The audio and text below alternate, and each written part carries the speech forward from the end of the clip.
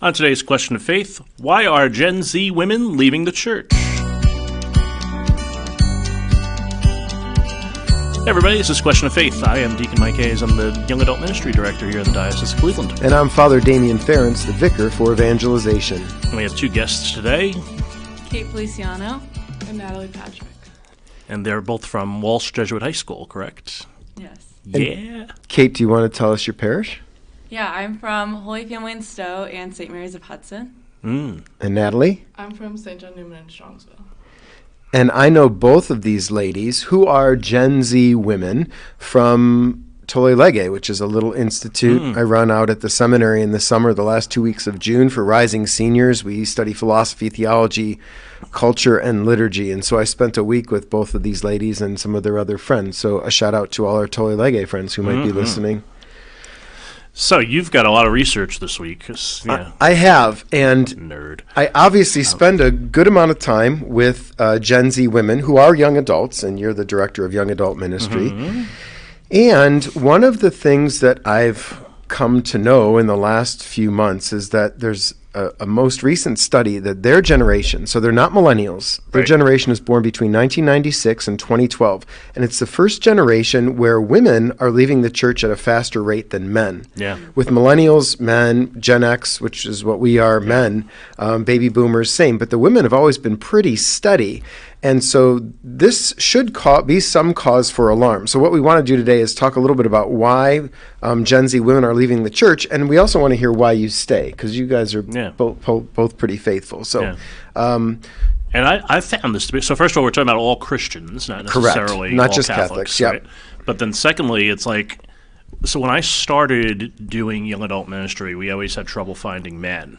Right, it was and healthy men on top of that, you know. And then when I went to campus ministry, it was the same thing. We had plenty of women around, very few men. Every once in a while, we'd get a couple folks coming in, but we struggled. We had a great campus minister who did a lot of stuff with the athletes, and that's where we got a lot of our guys. But we really struggled to attract men, and now it seems to be the reverse. I do a lot of work in the young adult ministry, and that's this age, right? Whole bunch of guys, like a Catching Fire, Grapevine, overrun by men, but now they're struggling to find women. So I really resonate with this. I was at a young adult event 2 weeks ago. I want to say it was maybe 80% men. So interesting. That's interesting. Yeah. So what has your experience been? Have you had friends who have left the church, female friends, and if they have they voiced why? I think specifically for me, a lot of my friends have left the institute of the church, but that doesn't necessarily mean that they're leaving God, which I think is a distinction that needs to be made, is that while these women may be leaving organized religion, they aren't completely turned off to the view of God and to the idea that God still wants a deep and personal relationship. And I think talking to a few of my friends, I've seen more of an issue with the institute of the church and a lot of things that go on in the church that is more they find fault in than the being of God. Do they talk about anything specific?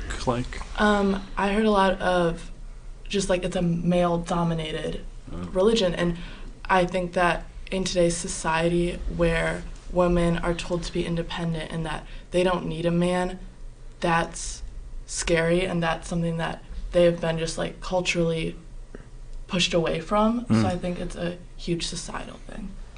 Kate? Yeah, and playing off of that, I also think that looking at the idea of a relationship with men, with God, with whether that be fathers, brothers, boys at school, things like that, you definitely see that those relationships are struggling, which also causes a lot of people to, when they go to church and they see their priest, they kind of tend to be a little bit more closed off. And you see a lot of women, like Natalie said, leaving the institute of the church but not turning away from God, rather kind of taking that time. I have some friends who don't feel very comfortable in Mass but will go and spend hours in adoration or hours in prayer because they desire that relationship with God and they really want to still be one with Him. They just tend to kind of struggle to find, that community within their church life. Yeah, right. Do they have a similar relationship with other women that are religious? Like, do they hang out with other women and talk about God's stuff, and just like push the men aside, or is it something different? I think I've definitely noticed from having 2 very strong life team communities as well as a community at Walsh, a lot of women just tend to be like, either they don't associate with, sometimes they don't associate with men as much because they don't want it to become a distraction in their faith. They don't want it to become something that they rely on in their faith. Whereas they also tend to see it as more of, they don't want to have to kind of revolve their life, seem like they're revolving their life around men. Got it. Yeah, I would also say with men specifically, are like the way they're viewed, at least in school, and men seem to bring politics a lot into religion. That's and true. I think that's really, I feel like women are better at leading with emotion. Like, we are very emotional people, and that's easier to have those conversations about deeper things with, and it can be scary to be vulnerable to a man when faith is so personal and such a vulnerable space in our lives. That's true. We tend to argue about things, right? Yeah. I'm wondering, the one thing you said was that you're raised in a society and women are taught that they don't need men. And I wonder if there's something false or erroneous there, because as a man, I need women. Like, I love the fact that I have you as my friends. If I didn't have good women in my life, I would be in deep, deep trouble. My mom's deceased now, but I love thinking of the church as female, as mother and teacher. I think that women at their best bring out the best in me.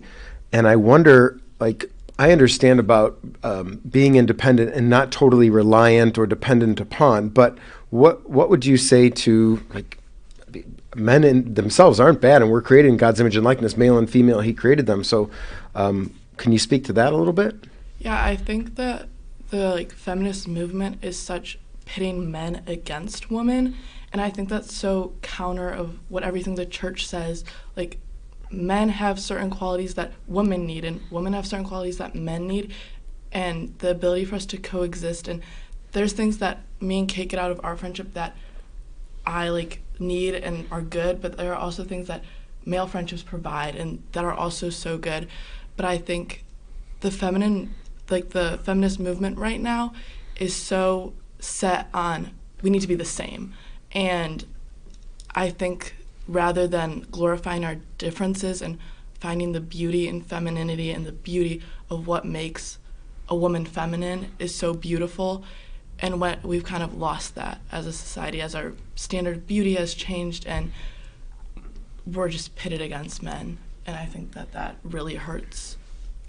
We see that in the church, and I think it hurts that too. Yeah, and we tend a lot to just kind of, like she says, pit ourselves against one another, but also compare it as, well, if this person's doing this, then I also need to be doing this. When we're all created for our own vocation, we're all created for our own way of life, and we just have to come to that sense that, Natalie and I are going to have 2 very different futures. I want to go into education, sports, things like that, whereas Natalie's looking more into the health and departments like that, because we're both created in that way that we want to follow our way.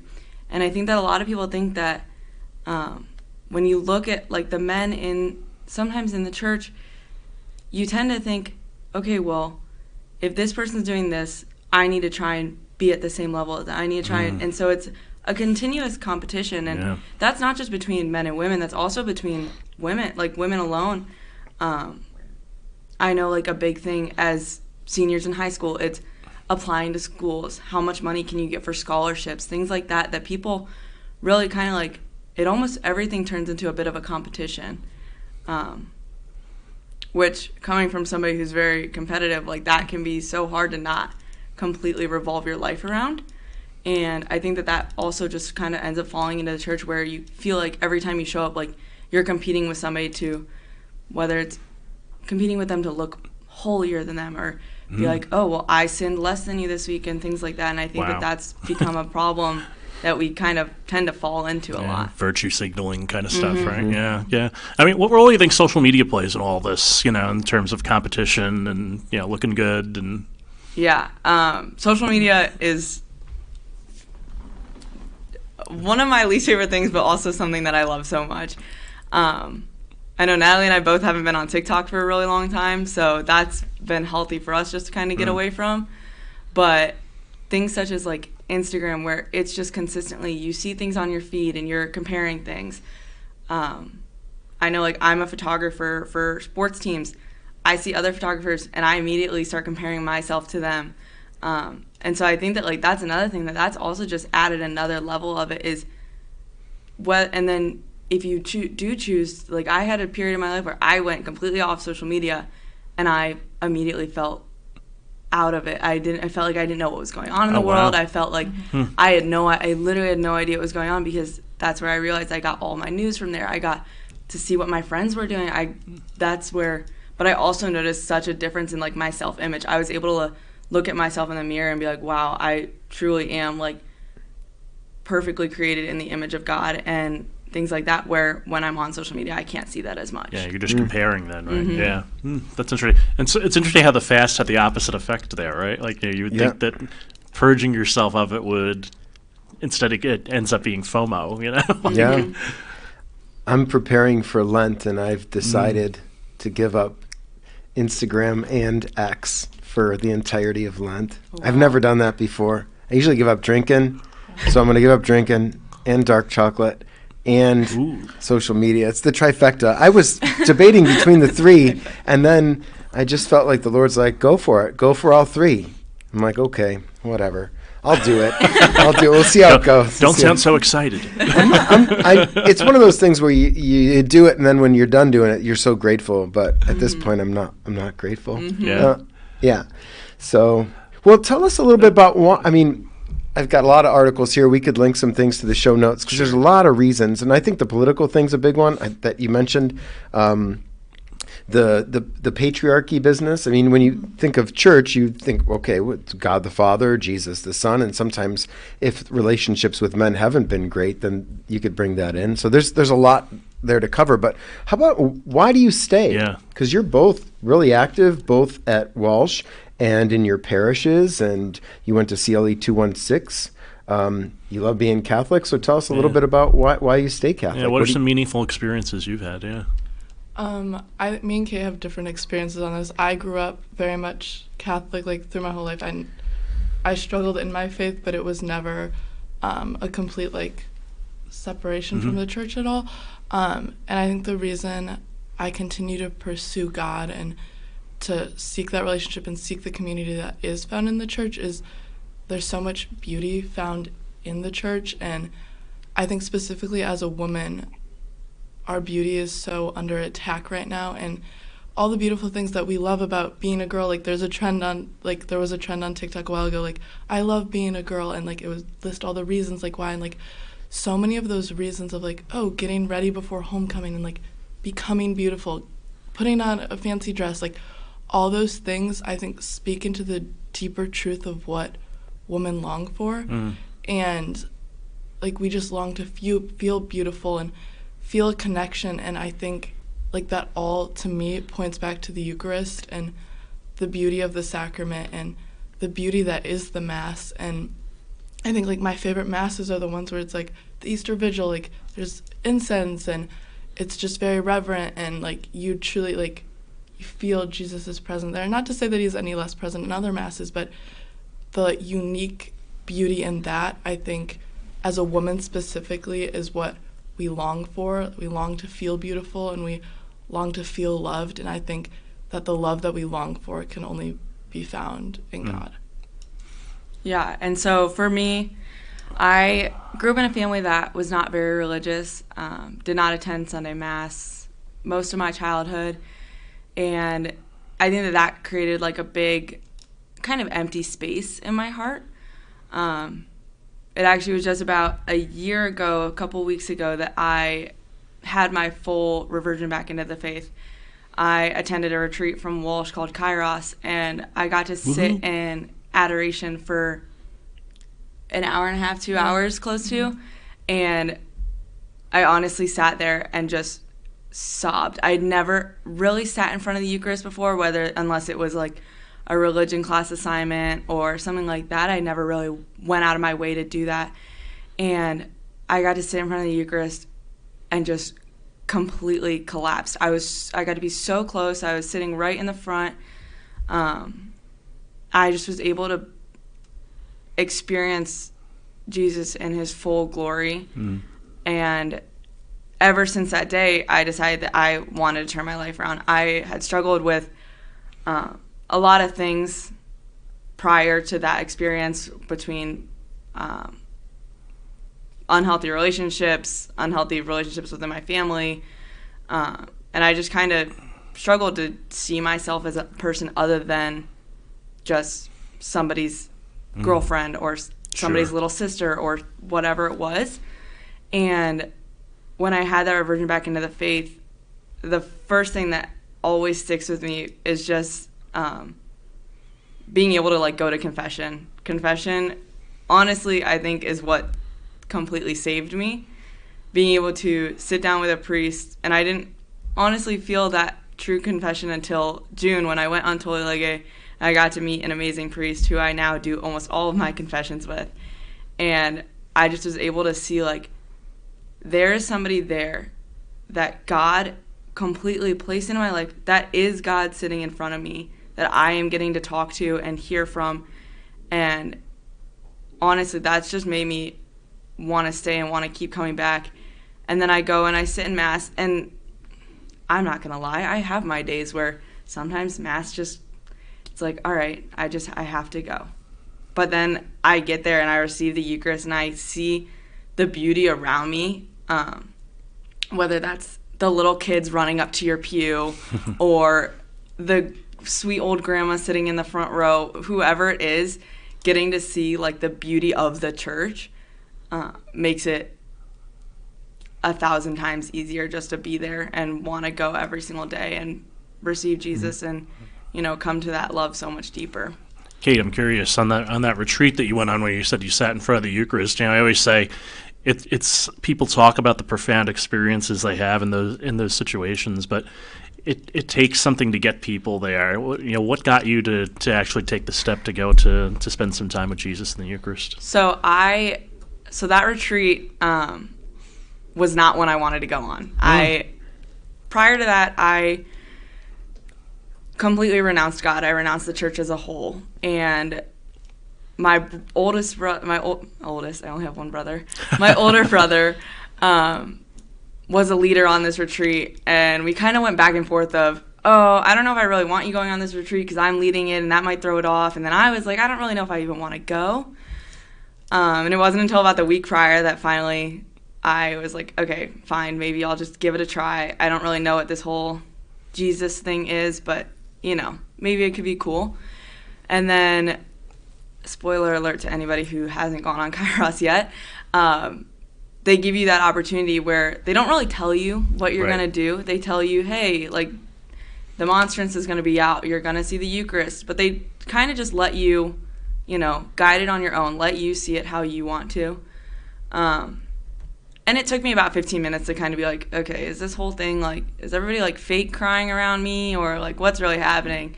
And then once I started to realize that it all hit me at once, and I just started crying, and I realized how much, like, that was the Spirit moving me. And then from then, it's like you don't even realize how much adoration is going on. I mean, I am blessed that my church, Holy Family, has a 24-hour adoration that, I mean, I have gone in there at 2 a.m. because I couldn't sleep sometimes, or sometimes I just really need to talk to Jesus, or I'm not, as much as I love confession and I do think it's a great sacrament, sometimes I just get really nervous, so I'm like, I need to go sit directly in front of Jesus for a little while before I do. And so I think that, like, being placed there, and now I get to take that opportunity to go into adoration, it, like, has made it such a different opportunity. And I don't feel that feeling of consolation every single time. Sure, yeah. Which is how it's going to be. But knowing that, like, thinking back to that situation on Kairos when I did feel that, and being like, I strive to feel that every single day, has helped me like grow in my faith so much. If I had a dime for every time someone said, I didn't think I wanted to go on Kairos, but then I went. And Yep. Can I ask if you could talk just briefly about what you liked, or what was a benefit of being part of Tole Lege? Because that's where we met, and I know that a lot of the things you talked about may have been present there. So if you could just chat, especially if there's a rising senior who's thinking of applying, what would be something that might be a draw? I think being in an environment where everyone wanted to be there and everyone was there for the same reason, to deepen their faith. I feel like even Kairos a little bit, it is such a beautiful and great experience, but it's also like you're pressured to go a little bit, at least at our school. So it's sometimes you get some of the people who aren't fully in it, just maybe for like the social aspect of, which is beautiful, growing closer to your peers. But I think Tole Lege allowed me to deepen my faith in a way that was like through education. And I think I am if you know me, I'm very science, very math. Like I like my education's very important to me. So bringing that into my faith in a new way that wasn't just Catholic school or like the normal teaching, and like actually like being able to read about like philosophy and all these beautiful like doctrines and things that we learned about, like allowed me to understand my faith better, which in turn brought me closer to God. And I think also the friendships and just the community that's built there is beautiful, and we still talk to everyone today. Yeah, our group chat is always texting still. But yeah, Tole was my first opportunity after Kairos, that I was like, I'm gonna start saying yes to every opportunity that I get to grow my faith. And being somebody who had been so distant from the church for such a long time, when I sat in religion classes at school, I didn't really listen and things like that. So taking that week out of my life, out of my busy schedule, getting away from lacrosse, getting away from everything else that was going on, and fully committing to it, that same idea of everybody who was on Tole wanted to be there. Was there maybe a kid or two that like everybody else in their family went, so they went? Yes, but at the end of the day, like when you came to the end of the week, that person wanted to be there. And I think that's what made it such a big difference, was that I was very hesitant. I went without knowing anybody. Natalie and I knew each other, but I didn't know she was going on it until I had got there. And I ended up completely falling in love with every single person there. Still to this day, I see Natalie every single day. I see most of the people there at least once a month. So it's been such a blessing to like have that community. And those are also people that, you text in our group chat at any time and somebody will respond, no matter what it is. We text about some of the weirdest things. But no matter what, you always have somebody. And also it's been such a strong thing for my faith, because I see these other kids who, we all came from different areas. Some of us had been homeschooled for our whole entire lives. Some of us did public school for our whole life, whatever it was. But you see these kids who you're like, wow, that person's so deep in their faith, and they send a text in the group chat and they're like, hey, does anybody know what this means? Or can somebody explain this to me? And you will get people who fully go in depth explaining it in words that like us as teenagers are going to understand. Yeah. Sounds like Trinity or something. It's very much Trinity, Blake, those. Yeah, I feel like nobody wanted to leave at the end of the week either. Yeah. We're all like, and then when the reunion got canceled, everyone was so sad. We were so sad. Well, there'll be more reunions. The other thing I was going to say, although you guys drove her nuts a little bit, usually the second week is the wild week, but this first week was the wild week. Dr. Beth Rath also teaches there.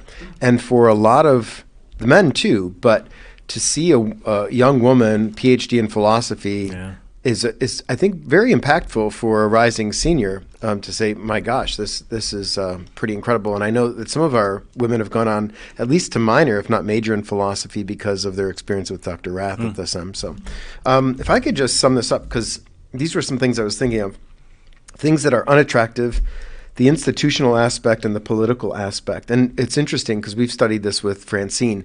Your generation as a whole is suspicious of institutions, Sure, and maybe yeah. the women even more than the men. Much like ours. But yeah. that's true of like banks, and that's true of big box stores and Right. all those things. So the church is one institution among many, but there's some other issues there too. And again, we'll put some links in. But the things that drew you, you said beauty, the relational aspect, relationship with God, relationship with others, the sacramental life, Eucharist, confession, prayer life, spirituality. So if we're trying to reach out to young women, it'd probably be best to lean into the beauty, the relational aspect, the sacramental aspect, prayer, all those things would be helpful. Yeah, does that sound right? Yeah. We're learning from you, so I'm asking. I think like more of an importance on prayer. Like for some people, like the institution is just gonna turn them away. So like saying that's okay, but like still having that deep prayer life and a deep spiritual connection with God is so important. And I think if it starts with that, then that will lead them back to the church eventually. That's smart. Good. One last question from me. What's one thing that you think older people don't know about your generation that they should know, or that they don't understand about your generation, maybe?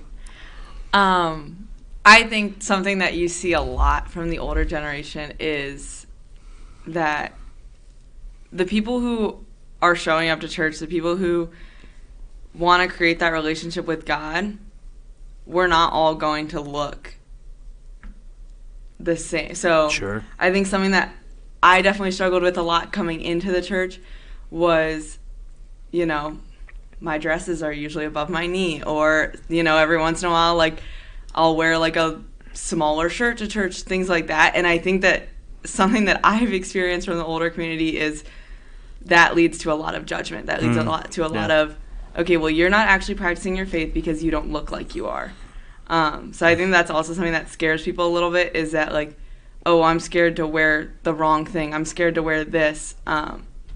Or just in general, I'm scared to be judged. Yeah, sure. Yeah. So I think that's a big fear. Even like you even see that in high school and stuff. Like people, it's just a big judgment aspect that people are scared of. Notre Dame did a longitudinal study about this. This is going back now too. About 30 years now. That's one of the biggest things that all generations have. That they said that there's a judgmental attitude amongst religious people in general that turns them off immediately, especially when they're found to be hypocrites. And the same thing. Natalie? I think that like just as our generation as a whole, we're seen as more ignorant, and that like just because we're younger, we aren't as smart to like certain things. And I think like we're just looked down upon, like, oh, you don't understand this, like, or that I'm trying to think of the right word, our faults come from ignorance. And I think that we're a lot smarter than you, like the older generation may think that Yes, we you are. are. We have so many more resources available to us, and we are very well educated, and our curiosity, like sometimes our curiosity comes off as, oh, the institution might not be right for me right now, or oh, I'm like really struggling with this, just because we are so curious and we want to learn.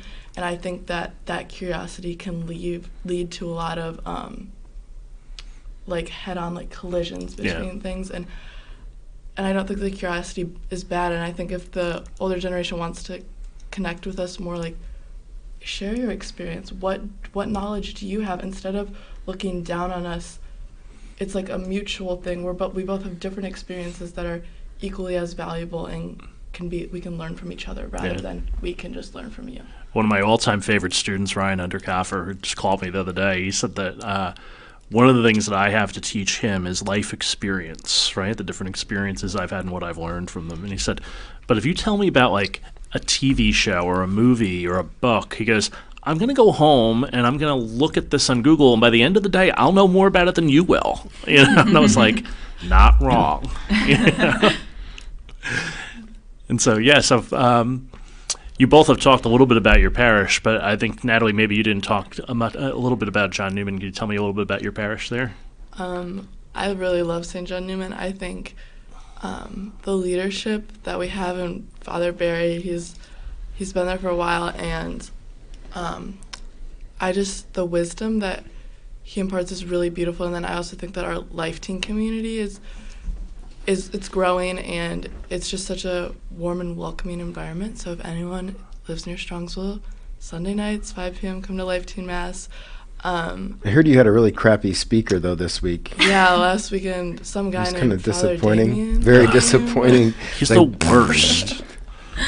No, it was great. It was a really, really good time. Oh, thanks. I Thank you. appreciate It was good to see you guys. Yeah, and just the community that provides, even finding other people that are as deep in their faith. And I think that St. John Newman does a really good job of being in the community as well, and not just sitting as a standalone church, but helping those around us as well. Sure. It's cool. Hey, this podcast is brought to you by Briefcase Marketing. So our sponsor, Briefcase Marketing. Hey, do you guys know what Briefcase Marketing does? I do not. Ooh, okay. Let me tell you. Briefcase Marketing creates marketing for your church or your church-based ministry that inspires action and delivers results. They make sure that you don't have scattered messaging or a bad website. They'll clarify your message to attract the right audience. They'll streamline your website. That will convert visitors into customers, donors, volunteers, parishioners. They'll create consistency to build trust and deepen relationships across all of your marketing platforms. That's your emails, your ads, your social media, all that jazz. Now, Kate and Natalie, you may say, FD, I need proof. I'm a scientific-minded woman. I need evidence. Well, Briefcase Marketing gets great Google reviews. They've done superb work with our friends at Theology of the Body Cleveland and St. John Cantius Parish in Tremont. We'll even put samples of that work in our show notes to make it easy for you to check them out. A clear message, a compelling website, Briefcase Marketing will help you get those things, and that'll bring more donors giving to your mission, more volunteers ready to serve you, more people sharing your message. That becomes their advocates for you. So visit their website. That's briefcase.marketing. We've got their link in the show notes, or text 308-627-1262. And our pal, Dan First, will take good care of you at Briefcase Marketing. All right, 8th Sunday in Ordinary Time coming up this weekend. Gospel is Luke's Gospel. What I liked in this one this week is a good person out of the store of goodness in his heart produces good, but an evil person out of a store of evil produces evil. I think the word store in that sentence is the key one. What do you store up? Do you store up goodness, or do you store up hatred, right? And, if you store that up, that's what you're going to give back. That's what you have to give. So store more goodness than hatred. I was visiting a couple of my friends on Friday in Steubenville. Brittany Buchanan, who's a former Tole Lege girl, and Anna Marino, and they both have been doing pottery recently. Interesting. And so I was drawn to the first reading as the test of what the potter molds is in the furnace. So in tribulation is the test of the just. So when you put your clay into the kiln, if it's not right, it'll crack and break apart. So you learn someone's character when the heat is on. And that's when one's character is revealed. And I like that, especially since I have friends who are now at the potter's wheel on a regular basis. The part that stuck out to me was, for every tree is known by its own fruit. And it made me think about, what fruit am I producing? And what does it say about who I am as a person? So I think it just brought in a lot of self-reflection of, what you are putting out there. The words you speak become like the house that you live in, and all those things that you are acting like, that speaks a lot to your characters. Yeah, very good. Yeah. That line also had stuck out to me earlier when I had read it, and I think it also plays into what we were talking about earlier with everybody is made for their own vocation, and every tree is going to be different. Even if there's a line of apple trees, not a single apple on those trees is going to look the same. So understanding that every one of us is made to bear our own fruit and make it beautiful and flourish it on our own. Very nice. All right, so Kate, Natalie, thanks so much for joining us. Yeah, Thank you for having us. You have blessed us with your beauty, intelligence, and feminine genius, and we're grateful. Thank you. You're welcome. Amen. This has been Question of Faith. I am Deacon Mike Hayes. And I'm Father Damien Ferentz. And we'll see you all again next time. Thank you. That was great. Now...